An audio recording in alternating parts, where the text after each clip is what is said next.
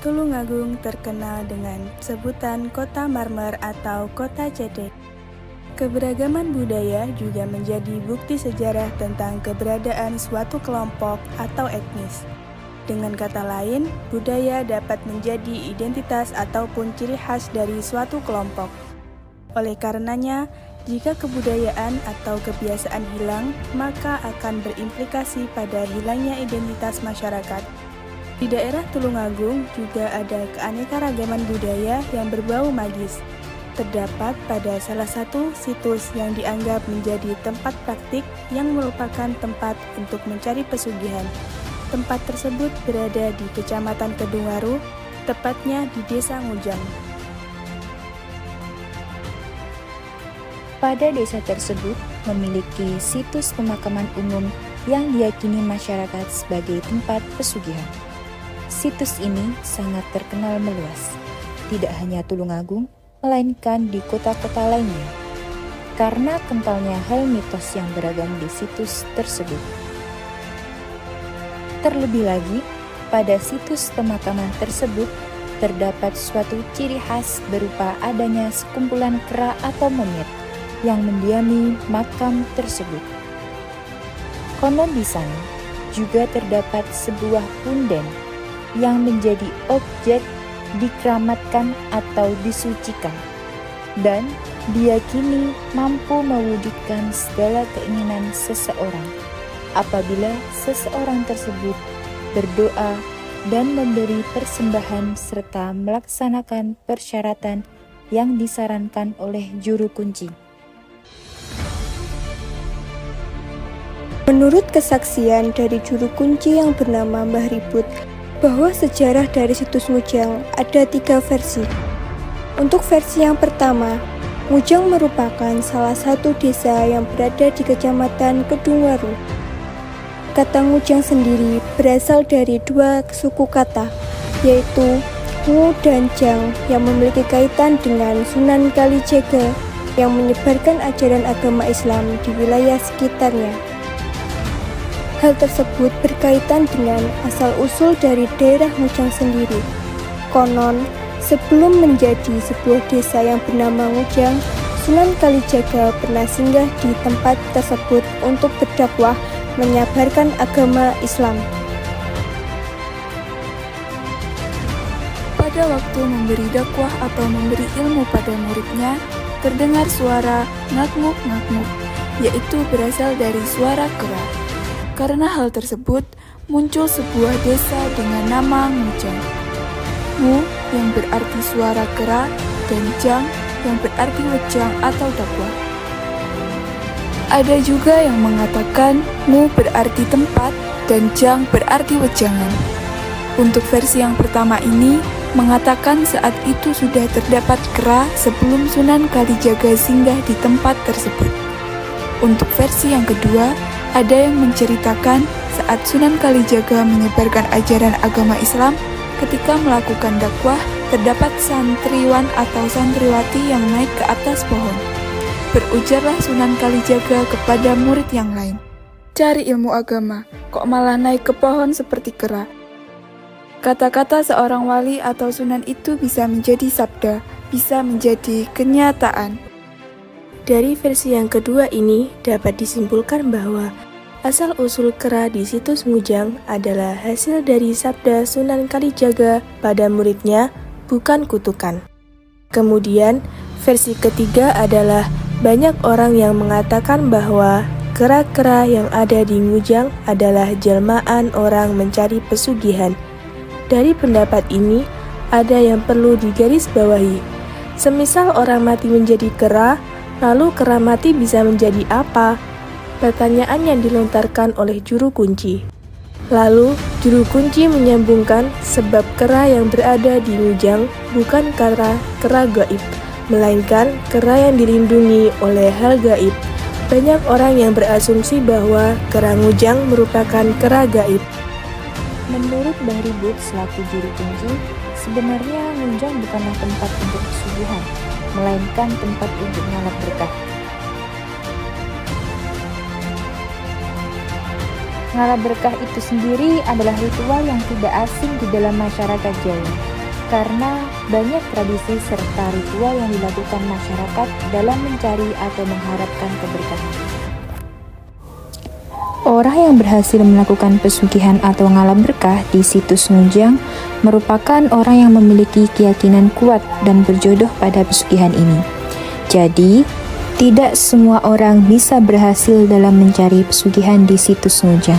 Pesugihan di situs Ngujang syaratnya adalah sabar, ikhlas, dan juga sungguh-sungguh.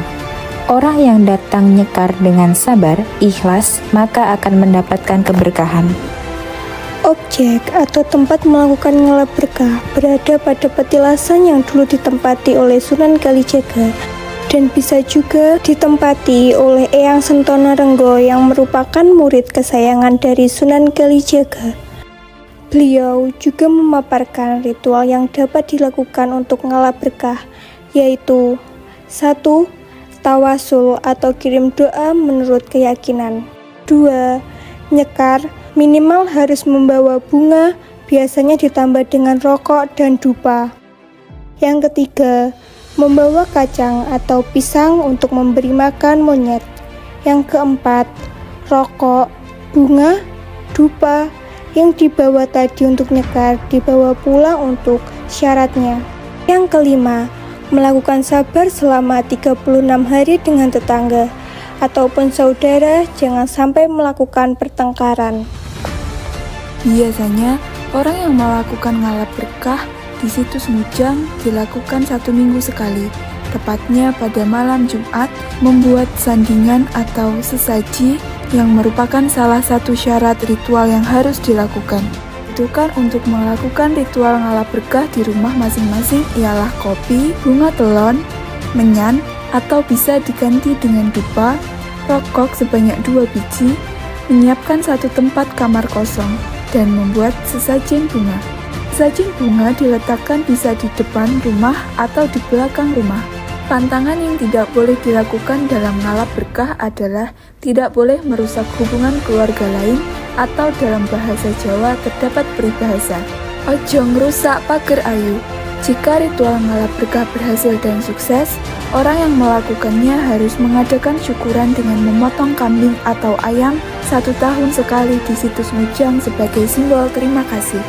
Menurut penjelasan yang sudah kami paparkan, kebudayaan pesugihan di Tulungagung yang sudah terbentuk dapat dikaitkan dengan teori yang pertama, yaitu teori praktek sosial yang dikembangkan oleh Bourdieu. Teori praktek ini dapat dijelaskan dengan mengidentifikasi konsep-konsep kunci, yaitu konsep habitus, konsep modal, arena, dan praktek. Konsep yang pertama, yaitu konsep habitus, menjadi fondasi awal untuk menjadikan tindakan dengan mengkombinasikan sikap dalam melahirkan sebuah tindakan baru.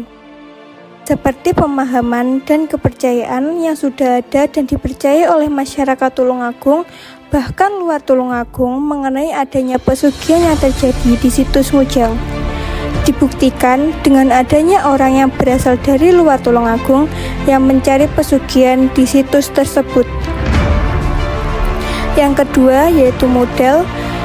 Konsep modal berkaitan dengan dasar pemikiran dan sumber daya yang dipertaruhkan di dalam tanah, tetapi bukan hanya terbentuk secara material. Bourdieu merumuskan ada 4 bentuk modal yang menyebabkan konsepsi modal bagi Bourdieu, yaitu modal ekonomi, misalnya uang yang dikeluarkan untuk membeli keperluan sesajen dan tasyakuran. Yang kedua, modal budaya, yaitu mantra tertentu yang diucapkan oleh seseorang yang akan melakukan pesugihan atau ngalah berkah. Yang ketiga, modal simbolik. Modal simbolik dalam pesugihan ini terdiri dari sesajen berupa bunga, rokok, dupa, atau menyan yang dibawa saat nyekar, kacang, pisang untuk memberi makanan monyet, kambing, dan ayam yang digunakan sebagai wujud rasa syukur karena keberhasilan. Modal yang keempat yaitu modal sosial. Modal ini erat kaitannya dengan habitus. Hubungan yang terdapat di modal sosial ini hubungan antara pelaku pesugihan dengan juru kunci. Konsep yang ketiga ada ranah atau arena. arena yang dilakukan dalam tawasul atau kirim doa dilakukan di petilasan yang ada di area pemakaman di Mujang. Pelaku yang melakukan pesugihan di rumahnya harus menyediakan satu tempat khusus yang digunakan melakukan ritual. Dan konsep yang terakhir adalah praktek. Praktek ini bisa dilakukan secara pribadi oleh pelaku pesugihan dengan 1 minggu sekali, tepatnya pada malam Jumat, membuat sandingan atau sesaji yang merupakan salah satu syarat ritual yang harus dilakukan.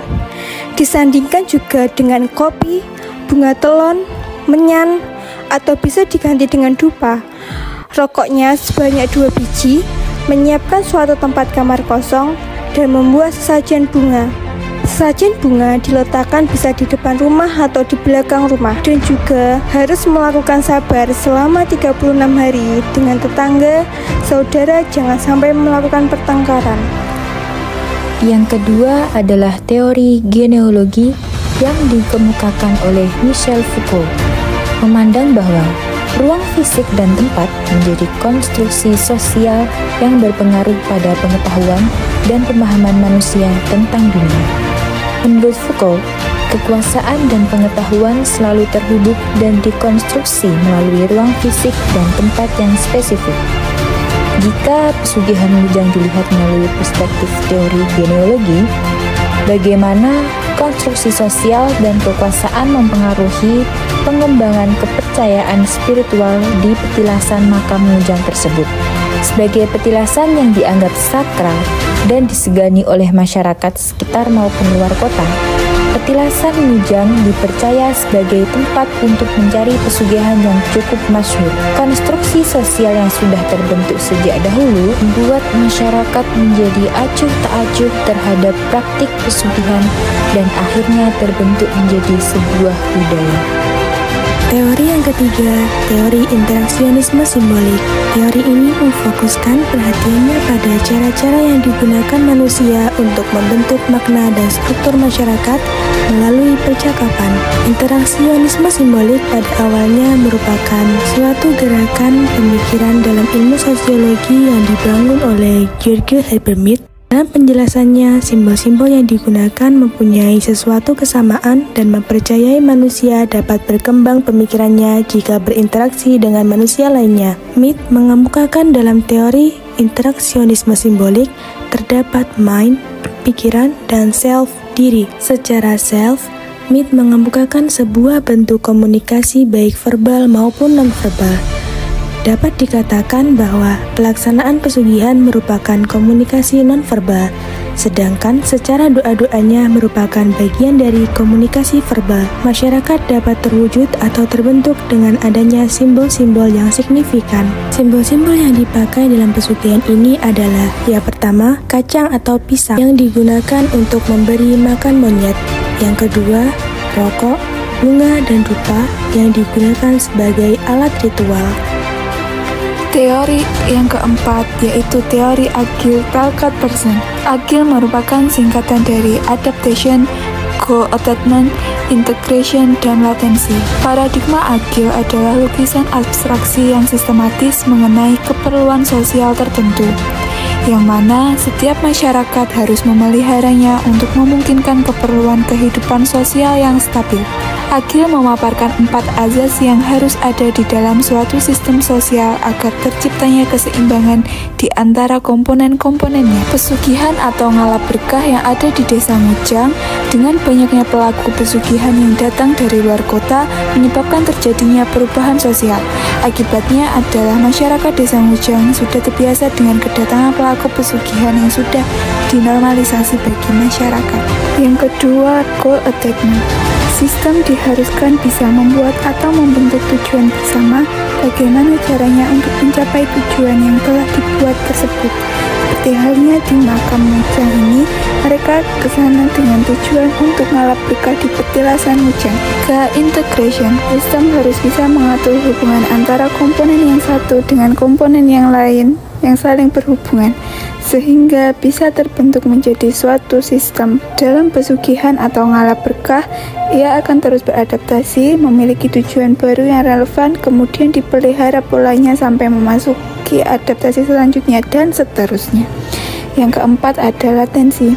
Sistem harus bisa menambahkan sesuatu yang kurang supaya menjadi utuh, kemudian mempertahankan serta memperbarui dorongan yang timbul pada individu dan cara kerja suatu budaya yang menciptakan dan mempertahankan dorongan tersebut. Setelah pemaparan tentang salah satu budaya ikonik di Tulungagung, mari kita terus meningkatkan potensi diri juga potensi budaya yang dimiliki daerah kita sebagai identitas kita. Mari menyingsingkan lengan baju dan melakukan segala upaya dengan penuh dedikasi. Satu hal yang wajib untuk kita ingat bahwa sesuatu yang besar dimulai dari yang kecil. Oleh karenanya, mari kita terus berupaya, bekerja keras, dan bekerja sama sehingga nantinya upaya kecil yang tak henti akan membawa perubahan yang besar terutama dalam perkembangan budaya kita. Sekian, terima kasih. Ada juga yang menceritakan kalau Sunan Kalijogo itu menyebarkan agama Islam, sehingga di sini waktu memberi wejangan murid-muridnya itu ada santriwan-santriwati yang naik ke pohon. Maka berujarlah Sunan tadi kepada santri yang lainnya, cari ilmu agama kok malah naik ke pohon kayak gerang. Kata-kata seorang wali atau sunan itu bisa menjadi sabda, bisa jadi ya, seperti kata-katanya Sunan Bonang kepada Sunan Kalijogo yang disebut itu kolang-kaling, disebut itu loh emas, akan berubah jadi. Berarti kalau menurut cerita yang kedua tadi, asal-usul kerak di sini itu adalah hasil sabda Sunan Kalijogo. Bukan seperti cerita di internet, katanya kutukan kiai terhadap santrinya.